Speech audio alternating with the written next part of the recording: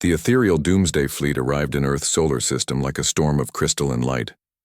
500 warships arranged themselves in perfect formations around the solar system's outer edge.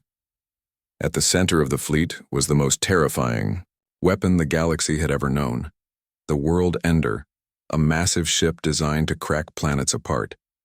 Fleet Admiral Kin Mara stood in the command center of her flagship and looked at the tactical displays showing human positions. The defenders had only 67 ships scattered throughout the solar system. It seemed impossible that such a small force could pose any threat to her armada. "Begin the final ultimatum," she ordered. "Give the humans one last chance to see, reason." The message was broadcast to Earth on all frequencies. "Humans of Earth, you have caused chaos throughout the galaxy with your primitive concepts of freedom. Surrender now and accept relocation, or watch your world burn." Admiral Sarah Martinez commanded the human defense fleet from the bridge of the UHS Defiance II. Around her, officers monitored dozens of screens showing the impossible odds they faced. She had been chosen to lead humanity's final battle because she understood something the ethereals did not. Sometimes the best defense is a fearless offense. "Send our reply," she ordered her communications officer. The response was broadcast throughout the solar system, heard by both human and alien forces. "Earth is our home. Freedom is our birthright. Come and take them." Fleet Admiral Kin Mara was not surprised by the human refusal, but she was puzzled by their confidence. Surely they could see how outnumbered they were. Perhaps fear had driven them insane. "Deploy the World Ender," she commanded. "Target their homeworld. Once Earth is destroyed, their resistance will collapse." The massive planet killer moved toward Earth, escorted by 50 of the most powerful ships in the ethereal fleet. Its weapons could shatter continents and boil oceans. No species had ever survived its assault. But Admiral Martinez had spent months studying the captured records of previous attacks. She knew the World Ender's weaknesses, and more importantly, she had allies the ethereals didn't know about. "All human ships execute Plan Phoenix," she broadcast. "Show them what happens when you threaten our home." The human ships abandoned their defensive positions and charged directly at the ethereal fleet. It looked like suicide, and Fleet Admiral Kin Mara was certain the battle would be over in minutes. Then something unexpected happened. Ships that weren't human began appearing throughout the solar system. Zephyrin fighters materialized from asteroid fields where they had been hiding. Catharian cruisers dropped their cloaking devices and opened fire on ethereal supply vessels. Nexari warriors broadcast their ancient battle songs as they joined the fight. "Impossible," Fleet Admiral Kin Mara whispered. "How did they get here without being detected?" Captain Nathan Price smiled as his ship led the combined rebel fleet into battle. "We've been planning this for months. Every species you tried to keep enslaved is here to fight for their freedom." The ethereal fleet found itself facing not just human ships but vessels from 24 liberated species. Each group fought differently, using tactics the ethereals had never seen before. The perfect formations that had dominated the galaxy for millennia began falling apart under the chaotic assault. General Chris Parker commanded the defense of Earth itself as some ethereal forces attempted a planetary invasion. His soldiers had studied every piece of alien technology they could find, and they were ready for ground combat that the ethereals had never experienced.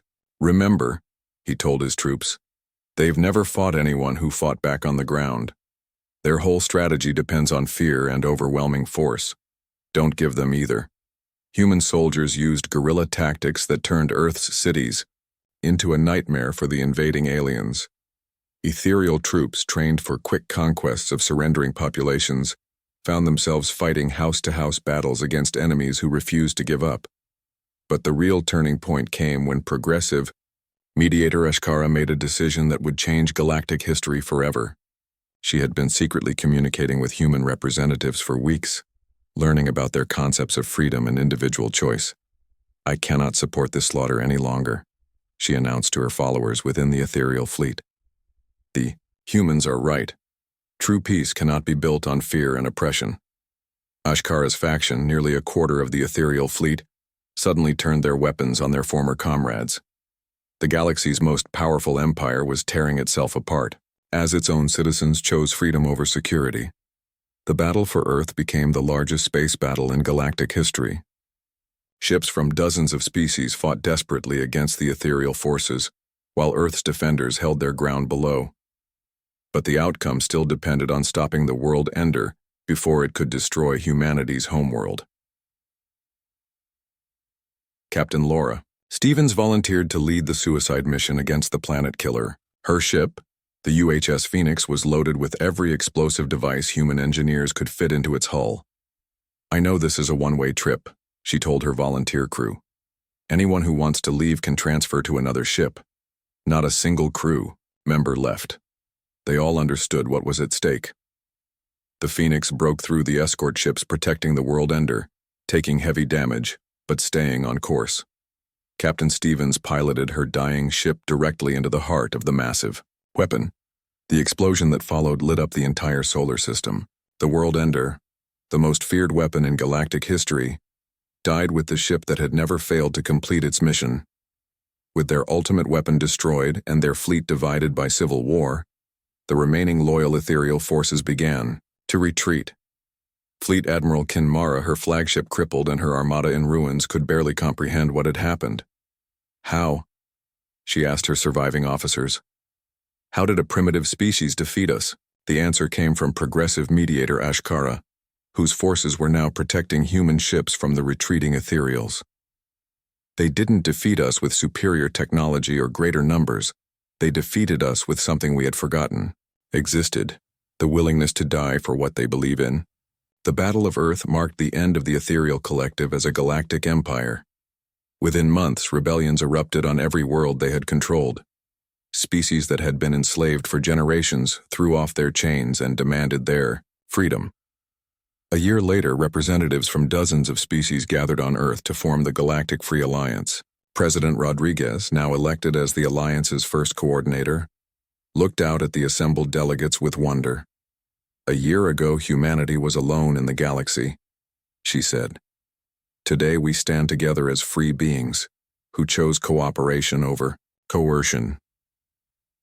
Captain Jake Morrison, now an elder statesman and Earth's ambassador to the Alliance, met with young representatives from dozens of species. They discussed trade agreements, shared technology, and mutual defense pacts. But most importantly, they talked about freedom. "The ethereals expected us to follow their rules," he explained to a young Zephyrin diplomat. "They thought all intelligent species would choose safety over freedom. They were wrong." The young alien nodded thoughtfully. "My grandmother was born into slavery. She never imagined her granddaughter would be negotiating as an equal with the species that started our liberation." Dr. Lisa Chang, now director of the Alliance Science Council, worked with researchers from every member species to advance technology for the benefit of all. The diversity of ideas and approaches led to innovations that no single species could have achieved alone. "This is what the ethereals never understood," she explained to her mixed species research team. "Unity doesn't require uniformity. We're stronger because we're different, not in spite of it." The former ethereal collective had been transformed into the Ethereal Republic, a democratic federation led by progressive mediator Ashkara and other reformers. They worked closely with the Galactic Free Alliance, their former enemies now their partners in building a better galaxy. Some humans wondered if they had made the right choice by refusing the ethereal's original offer of safety and guidance. The war had cost millions of lives and left scars that would take generations to heal. But as Admiral Martinez looked out at the bustling spaceports where ships from dozens of species traded freely, she knew the answer. Freedom was never free, but it was always worth the price. The aliens had expected diplomacy and submission from humanity. Instead, humans had brought something the galaxy had forgotten: the fire of freedom that burned in the hearts of all thinking beings. That fire had spread from world to world, species to species, until it lit up the entire galaxy. Captain Susan Drake, now training the next generation of Alliance officers, often told her students about the early days of the human resistance. "Remember," she would say, "we didn't win because we were stronger or smarter than our enemies. We won because we refused to surrender what made us who we were. The galaxy would never be the same. Where once there had been one empire imposing its will on countless species, now there was a community of free worlds working together by choice. It wasn't perfect, and there were still conflicts and disagreements, but those conflicts were resolved. Through negotiation and compromise, not conquest and submission, the ethereal correction fleet arrived at the edge of human space exactly 2 months later. High Fleet Commander Velandra stood in the command center of his flagship, the Eternal Harmony, and studied the tactical displays. 200 of the finest ships in the ethereal collective floated in perfect formation around him. "Begin the standard correction protocol," he ordered his subordinates. "Send the final warning to the human homeworld. Give them one last chance to accept wisdom." The message was transmitted to Earth in 17 different languages. "People of Earth, this is your final opportunity to accept relocation to your designated world. Resistance will result in necessary force. You have 1 standard day to comply." President Rodriguez received the message in the Global Defense Command Center. Around her, dozens of screens showed human ships taking positions throughout the solar system. General Park had spread the fleet thin, using guerrilla tactics that the aliens had never encountered before. "Send our reply," the president ordered. The response was simple and direct. "Earth is our home. We will defend it." High Fleet Commander Velandra was not surprised by the human refusal. No species had ever accepted relocation after refusing it twice, but he was confident this would be over quickly. His fleet had never lost a battle, and humans were still a primitive species with basic technology. "Begin the demonstration," he commanded. "Target their outer colonies first. Show them the cost of resistance." The first battle began at Proxima Centauri, where humans had built a small mining station. Captain Susan Drake commanded a group of 5 human warships stationed there. Her ships were tiny compared to the 20 ethereal vessels that appeared to destroy the station. "All ships, remember your training," Captain Drake broadcast to her squadron. "They're bigger and stronger, but they've never fought anyone who fought back. Let's teach them something new." The ethereal ships moved into their standard formation, a perfect geometric pattern that maximized their firepower while protecting each ship with overlapping shields. It was a formation that had crushed 12 different species over thousands of years. But humans had studied those battles. They knew how the formation worked, and more importantly, they knew its weaknesses.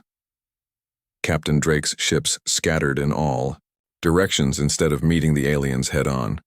The human vessels were faster and more maneuverable than the massive ethereal ships. They used hit-and-run tactics, striking quickly and disappearing before the aliens could respond effectively. "Unknown human strategy detected," reported Ethereal Subcommander Lixandra from the battle zone. "Their ships refuse to maintain formation. This is highly irregular." High Fleet Commander Velandra was confused but not concerned. "Primitive. Tactics will not save them. Continue the assault." But something unexpected was happening. The human ships were working together, but not in any way the ethereals understood. Each human captain made independent decisions, adapting to the battle as it developed. When one ship was damaged, others covered for it.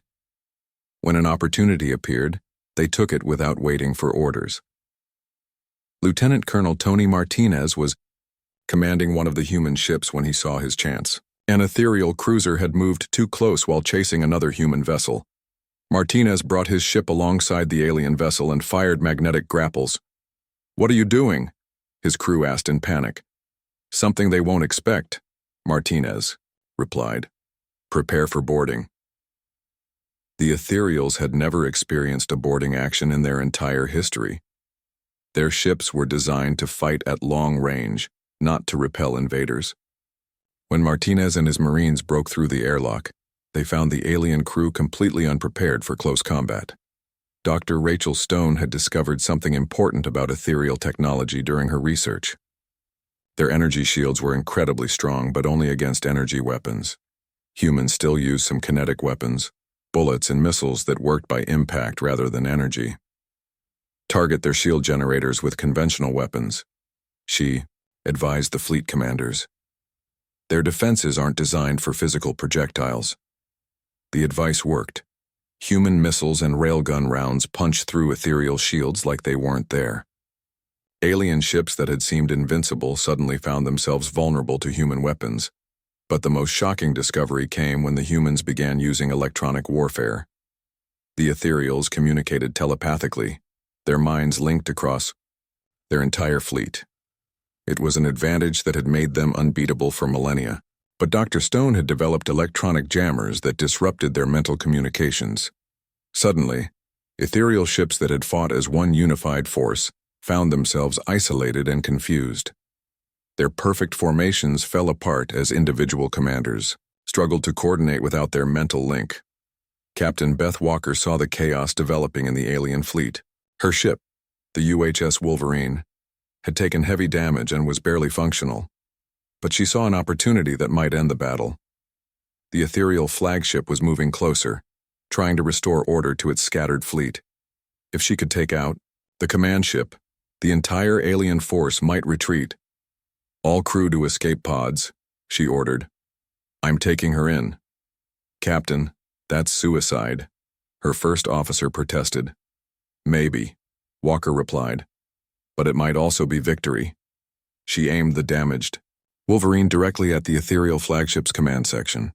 The alien shields absorbed the energy from her weapons, but they couldn't stop a full-sized warship traveling at maximum speed. The collision destroyed both ships instantly. High Fleet Commander Valandra died without understanding how a primitive species had managed to kill him. The ethereal fleet, leaderless and unable to communicate effectively, began a chaotic retreat. Back on Earth, President Rodriguez watched the battle reports with amazement. "How many ships did we lose?" 12 destroyed, 8 heavily damaged, General Park reported. "The aliens lost 37 ships, including their command vessel." 37? The president could hardly believe it. "We were outnumbered 4-1. Admiral Hayes smiled grimly. "The ethereals have been winning battles for thousands of years by fighting species that gave up after the first exchange of fire. They've never fought anyone who was willing to die for their freedom." The news of the human victory spread quickly through ethereal space. For the first time in millennia, a correction fleet had been defeated. Species that had been conquered decades ago heard the impossible news. Someone had beaten the ethereal collective in battle. On the crystal world of Kepler 442b, a species called the Zephyrins had been mining resources for the ethereals for 50 years. When they heard about the human victory, something stirred in their hearts that they hadn't felt since their own conquest. "The humans fought back," whispered Elder Kinthara to her fellow workers. "They refused to surrender, and they won." Similar conversations were happening on dozens of worlds throughout ethereal space. The impossible had happened, and conquered species began to remember what freedom felt like. The surviving ethereal ships limped back to their home territory, carrying news that would shake the foundations of their ancient empire. High Mediator Zix Thara received their reports with growing alarm. "Impossible," she declared. "No primitive species could defeat a correction fleet. There must be some mistake." But the evidence was undeniable. The humans had not only fought back, they had won. More disturbing still, they had used tactics and strategies that the ethereal collective had never encountered. Individual initiative, adaptability under pressure, and the willingness to sacrifice everything for victory. "What kind of species are these humans?" asked Senior Analyst Velkara. High Mediator Zixathera studied the battle reports for a long time before answering. "They are everything we believed intelligent species should not be. They are violent, unpredictable, and refuse to accept wise guidance, and somehow that makes them dangerous." The first human victory was just the beginning. As news spread through the galaxy, other species began to wonder if they too could fight for their freedom. The ethereal collective had built their empire on the belief that resistance was futile. The humans had just proved them wrong. The news of humanity's victory traveled faster than any ship through the galaxy. On mining worlds, factory planets, and agricultural colonies, species that had forgotten the meaning of freedom began to remember. The ethereal collective had ruled, through fear for so long that they had forgotten how quickly hope could spread. Elder Kinthera gathered the Zephyrin workers in the deep mines of Kepler 442b after their shift ended. For 50 years her people had dug precious metals out of the ground for their ethereal masters. They had accepted their fate because resistance seemed impossible. The humans refused to relocate, she whispered to the assembled crowd. When the ethereals sent their correction fleet, the humans fought back and won. Gasps of amazement filled the cavern. Young Zephyra, who had been born into slavery, could hardly believe such a thing was possible. But Elder, the ethereals are too powerful. How could any species defeat them? The humans proved that power isn't everything, Elder, Kinthera replied. They showed that freedom is worth fighting for even against impossible odds. The seed of rebellion had been planted. Within days, Zephyrin workers began refusing overtime assignments. Within weeks, they were sabotaging mining equipment. The ethereal overseers were confused and alarmed. No conquered species had shown defiance in living memory. Similar uprisings began on dozens of worlds throughout ethereal space. The Catharians on Tau Ceti stopped producing food for the collective. The Nexari in the Vega system began broadcasting forbidden music and poetry about freedom. The crystalline builders refused to construct new ethereal facilities. Captain Nathan Price commanded the human task force that was secretly supporting these rebellions. His ship, the UHS Liberty, carried weapons, supplies, and something even more valuable, the knowledge of how to fight for freedom. Remember, he told a group of Zephyrin resistance leaders, the ethereals expect you to fight the way they fight. Perfect formations, long-range weapons, orderly tactics. Don't do what they expect. The aliens had shared their tactical database with him, showing how each species had been conquered. Every defeated race had tried to match the ethereals in conventional warfare. None had tried the guerrilla tactics that humans used instinctively. Hit them fast and disappear, Captain Price continued. Don't try to hold territory.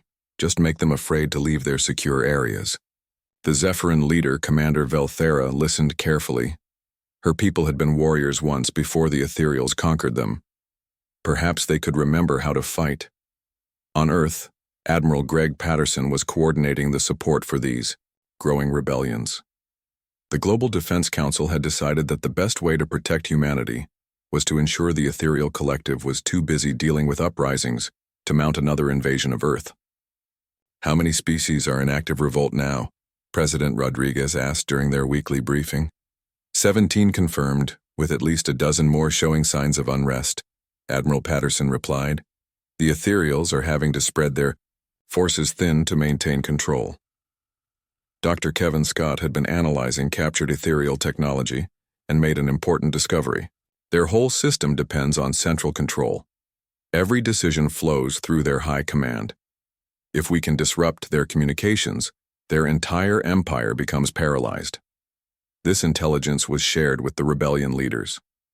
Soon, communication relays throughout ethereal space began experiencing mysterious malfunctions. Supply convoys started disappearing. Ethereal administrators found themselves isolated on hostile worlds with no way to call for help. But the most significant development was happening within the ethereal collective itself. High Mediator Zix Thara had been studying human society, trying to understand how such a chaotic species could be so effective at warfare. They don't seek unity the way we do, she reported to the ruling council. Each human makes individual decisions, but they all work toward common goals. It's the opposite of our way, but somehow it makes them stronger. Progressive mediator Ashkara was one of the few ethereals who found this concept intriguing rather than disturbing. Perhaps our methods are not as perfect as we believed. The humans have shown that there are other ways to achieve cooperation. Dangerous thinking, declared Senior Commander Rixandra. Individual choice leads to chaos and conflict. The humans are proving this by inspiring rebellions throughout our territory. But Progressive Mediator Ashkara wasn't convinced. She began studying the human concept of freedom in secret, trying to understand why so many species were willing to fight and die for it. The rebellions were having their effect on ethereal society. For the first time in thousands of years, their empire was shrinking instead of growing. Worlds that had been peaceful for generations were now battlegrounds. The collective's resources were stretched to the breaking point. General Lisa Park received reports from Captain Price about the growing strength of the rebellion movements. The Zephyrins have taken control of 3 star systems, she told the Global Defense Council. The Catharians are building their own warships. The Nexari have formed an alliance with 2 other species. President Rodriguez felt hope growing in her heart. Are we winning? Too early to tell, Admiral Hayes warned. The Ethereals still have massive fleets. If they decide to crush one rebellion completely, they could do it. But then another rebellion would grow stronger while they're distracted. The truth was that humanity had given the galaxy something it hadn't seen in millennia. Proof that the ethereal collective could be defeated. Every successful raid, every liberated world, every small victory inspired others to take up arms. Captain Susan Drake, now commanding a squadron of human ships, was providing training to newly liberated species. The key is never to fight fair, she explained to a group of mixed alien officers. Use every advantage you have. Be unpredictable. Make them afraid to face you. The lessons were being learned well. Ethereal forces that had once moved freely through their territory now traveled in large convoys, afraid of ambush. Their perfect formations were being torn apart by species that had learned human tactics. But the Ethereals weren't giving up without a fight. Fleet Admiral Kinmara assembled the largest force in their history and prepared to strike at the heart of the rebellion. She had identified Earth as the source of the uprising and decided that destroying humanity would end the chaos. If we eliminate the humans, the rebellions will collapse, she declared to her subordinates. No species will fight without hope, and the humans are the source of their hope. High Mediator Zixathara had reservations about this plan. The humans proved they can fight. Attacking their homeworld may not be as easy as you think. They won one battle through luck and desperation, Fleet Admiral Kinmara replied. This time we will not underestimate them. We will bring enough force to crush them completely. The ethereal Doomsday Fleet began assembling at the edge of human space. It was the largest armada ever gathered in galactic history, with over 500 warships and a weapon that had never failed to break resistant species. A planet killer that could destroy entire worlds. On Earth, long-range sensors detected the approaching fleet.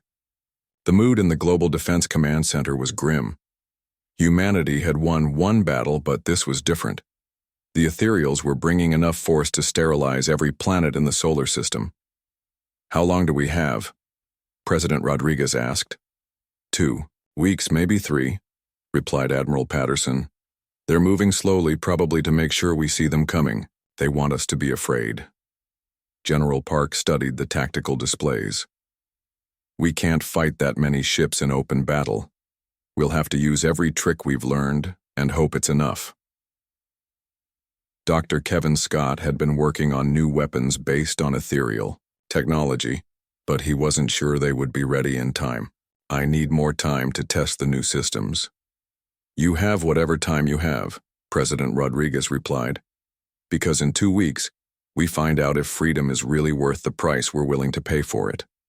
The rebellion movements throughout the galaxy watched the approaching ethereal fleet with growing fear. If humanity fell, their own uprisings would likely be crushed one by one. Everything depended on whether the species that had started the fire of freedom could survive the storm that was coming. Captain Jake Morrison, who had made the first contact with aliens less than a year ago, prepared his ship for what might be humanity's final battle.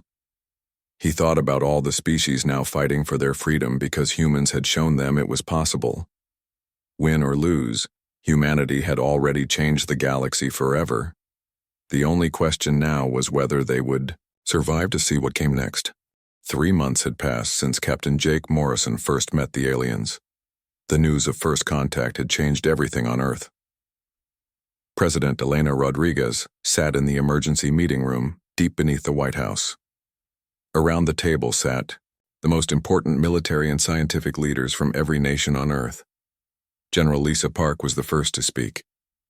She commanded the Global Defense Council, a new organization created just for dealing with alien threats. Our intelligence teams have been studying the alien communications that the Defiance intercepted. What we found is not good news. She activated a holographic display showing star maps. The Ethereal Collective has been doing this for thousands of years. We found records of at least 12 other species that received the same offer we did. Every single one of them accepted. Dr. Kevin Scott, Earth's leading expert on alien technology, stood up. We managed to decode some of their historical records. Each species that refused to relocate was eventually forced to accept. The Ethereals call it correction.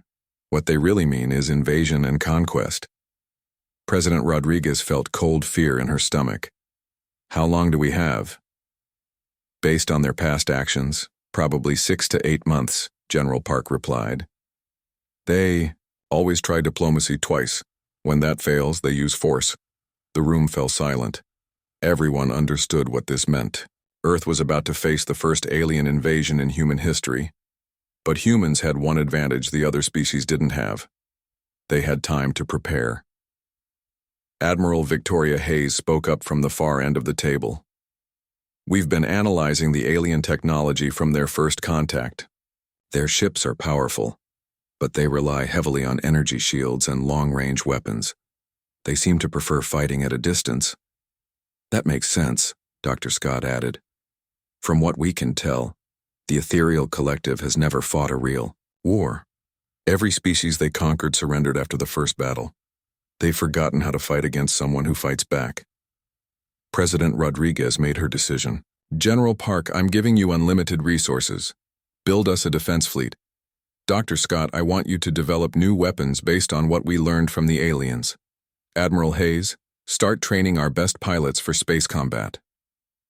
The meeting continued for hours. Plans were made, resources were assigned, and preparations began. But everyone in that room knew the truth. Humans had never fought aliens before.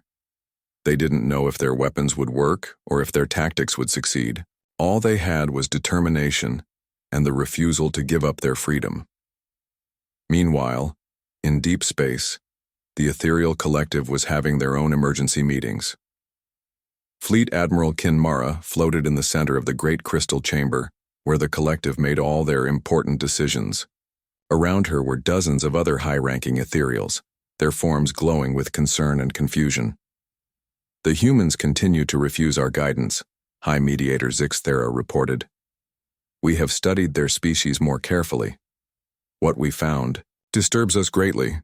Fleet Admiral Kinmara pulsed with curiosity. What did you discover? Humans have been at war with each other for their entire history. They have developed weapons specifically designed to kill other humans. They seem to enjoy conflict and violence. This is unlike any species we have encountered. Another ethereal, Senior Analyst Velkara, shared her findings. Their technology is primitive, but they adapt and improve at an alarming rate. In just the 3 months since first contact, they have increased their military production by 400%. They are preparing for war. Fleet Admiral Kinmara felt something she had not experienced in thousands of years. Concern. No species has ever prepared for war against us. They have always seen the wisdom of accepting our guidance. The humans seem to value something they call freedom above safety, High Mediator Zixthara explained. They would rather fight and die than live peacefully under our protection. The ethereal leaders discussed this strange human concept of freedom for hours. To them, individual choice was inefficient and dangerous. Unity and cooperation under wise guidance had brought peace to the galaxy. Why would any species choose the chaos of independence over the safety of proper order? Back on Earth, the preparations continued day and night. In shipyards around the world, new military vessels were being built. These weren't exploration ships like the Defiance. These were warships, designed specifically for fighting aliens. Commander Marcus Chen was overseeing the construction of the largest human warship ever built. The UHS Freedom was twice the size of any previous human ship and carried weapons that Dr. Scott had developed from studying alien technology. How many ships will we have ready when they come? Asked Captain Susan Drake. She had volunteered to command one of the new warships, even though she had never fought in space before. 50 warships, maybe 60 if we're lucky, Commander Chen replied. Intelligence suggests they'll bring at least 200 ships. Captain Drake nodded grimly. Then we'll have to be smarter than them. That was exactly what General Park was counting on. Human military history was full of smaller forces, defeating larger ones through better tactics and stronger motivation. She hoped the tradition would continue in space. The second diplomatic contact came exactly 4 months after the first meeting. This time, the aliens sent a much larger ship and a more important delegation. High Fleet Commander Velandra, personally, came to deliver the Ethereal Collective's final offer.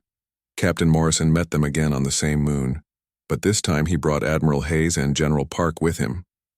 The message was clear. Earth's military leaders wanted to hear what the aliens had to say. Humans, High Fleet Commander Velandra began. We have been patient with your species. We understand that accepting wisdom takes time for primitive minds, but our patience is not infinite. Admiral Hayes stepped forward. We appreciate your concern, but our answer remains the same. Humans will stay on Earth and remain free. The alien leader's glow intensified with what seemed like anger. Freedom is an illusion that leads to suffering. We offer you order, peace, and safety. Why do you choose chaos and death? Because it's our choice to make, General Park replied. Good or bad, right or wrong, humans have the right to decide their own fate. High Fleet Commander Velandra turned to his companions and spoke in rapid flashes of light. When he turned back to the humans, his mental voice was cold. No species has ever continued to refuse our guidance after the second offer. We hoped humans would be wiser. What happens now? Captain Morrison asked, though he already knew the answer. Now you will learn why every other species accepted our guidance willingly. You will discover that freedom is not worth the price you will pay for it. The aliens left immediately after that. As their ship disappeared into deep space, Admiral Hayes looked at her companions. Well, that could have gone better. General Park checked her watch. Based on their previous actions, we have about 2 months before they come back with an invasion fleet. I hope our ships are ready. Captain Morrison stared out at the stars.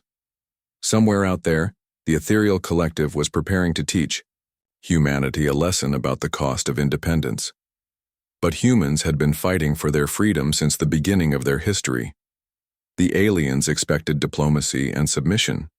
Instead, they were about to discover that some species would rather burn than bow. Captain Jake Morrison stood on the bridge of the UHS Defiance and watched the stars through the main window. His ship had been traveling through deep space for 3 months now. The mission was simple: explore new worlds and look for signs of life beyond Earth. Jake never expected to find anything like what appeared on his screens that morning. The object was huge, bigger than any ship humans had ever built. It looked like it was made of crystal and light. The thing just floated there in space, not moving, not making any sound. Jake called his crew to the bridge. Dr. Lisa Chang came first. She was the ship's science officer and the smartest person Jake knew. Behind her came Commander Ryan Brooks, who handled all the weapons and defense systems. Amy Foster was the last to arrive. She took care of all communications with Earth and other ships. Lisa looked at her instruments and shook her head. I have never seen anything like this before, she said. The energy readings are off the charts. This thing is definitely not human-made. Ryan checked his weapons systems. Should we be worried, Captain? That thing could blow us apart without trying. Jake thought for a moment. This was the moment humanity had dreamed about for centuries. First contact with alien life. He had to make the right choice. We came here to explore and learn. Let's try to talk to them. Amy worked at her station, sending out radio signals in different languages and mathematical patterns. For an hour, nothing happened. Then the alien ship began to glow brighter. Patterns of light moved across its surface like waves on water. Amy's equipment started picking up signals. Captain, they're sending us something, Amy said. It looks like math equations, but very complex ones. They're trying to communicate. The alien ship moved closer to the Defiance. Jake felt his heart beating faster. The first aliens humanity would ever meet were right here, right now. He had to handle this carefully. The mathematical signals became more complex. Lisa worked with Amy to decode them. After 2 hours, they began to understand. The aliens were sending star charts showing where they came from. They sent pictures of their world, their cities, their technology. Everything looked peaceful and beautiful. Then something strange happened. The alien ship sent a message that Amy could translate into words. "Greetings, young species. We are the Ethereal Collective. We have been watching your kind for some time. We welcome you to the galaxy." Jake told Amy to send a reply. "This is Captain Jake Morrison of the human ship Defiance. We are honored to meet you. We come in peace." The alien response came quickly. "We know of peace. All intelligent life seeks peace. We will arrange a meeting. There is much to discuss about your future." Something in those words made Jake feel uncomfortable. The way they said, "your future," sounded like they had already made plans for humanity, but he pushed the feeling away. This was first contact. He had to stay positive. The aliens suggested they meet on a small moon between their ships. Both sides would send small groups to talk. Jake agreed. He chose Lisa, Ryan, and Amy to come with him. They took a shuttle to the moon's surface. The alien delegation was waiting for them. Jake had expected many things, but not this. The aliens looked like they were made of light and energy. They had bodies, but they seemed to glow from inside. Their leader was tall and moved like flowing water. When it spoke, the words appeared directly in Jake's mind. "I am High Mediator Zixthara," the alien said. "I speak for the Ethereal Collective. We have guided many species to their proper place in the galaxy. Now we will guide yours." Lisa stepped forward. "We appreciate your offer, but humanity values its independence. We would like to learn from you, but we want to make our own choices." The Minganor alien seemed confused. Independence is a primitive concept. All advanced species understand that unity brings peace. Individual choice leads to conflict and suffering. Jake felt that uncomfortable feeling again. "We believe that freedom to choose is important. It's part of who we are as humans." High Mediator Zixithara moved closer. "Your species shows promise, but you are still young. We have prepared a new world for your people. It is beautiful and safe. You will be happy there under our guidance." "You want us to leave Earth?" Ryan asked. "Our home world. Earth is too close to dangerous areas of space. The world we have chosen is much better. Your people will live in peace there." Jake looked at his team. He could see they were all thinking the same thing. The aliens weren't just offering friendship. They were trying to control humanity's future. "Thank you for your offer," Jake said, carefully. "But humans want to stay on Earth. It's our home." The alien's glow flickered. "No species has ever refused our guidance. We do not understand. Are you certain you wish to remain on your primitive world?" "We are certain," Jake said firmly. The meeting ended quickly after that. The aliens seemed shocked that humans would refuse their offer. As Jake and his team returned to their shuttle, he heard High Mediator Zixithara speaking to the other aliens. Even though the words appeared in his mind, he could tell they were worried and confused. Back on the Defiance, Jake called Earth immediately. He reported everything that had happened. The response from Earth was clear. Humanity would not abandon its homeworld or its freedom. Over the next few days, the alien ship stayed near the Defiance. Amy picked up many communications between the alien ship and other locations in space. Lisa analyzed the signals and made a disturbing discovery. "Captain," she said, "I think they're calling for help. They're talking to other alien ships about the human problem. I don't think they've ever met a species that said no to them before." Jake stared out at the alien ship. He had hoped first contact would lead to friendship and cooperation. Instead, it looked like humanity had just made its first enemy among the stars. The aliens expected humans to be grateful for their guidance. They expected diplomacy and submission, but humans had never been good at following orders from strangers, especially when those orders meant giving up everything they held dear. Jake had a feeling that the ethereal collective was about to learn something new about humanity, something they wouldn't like.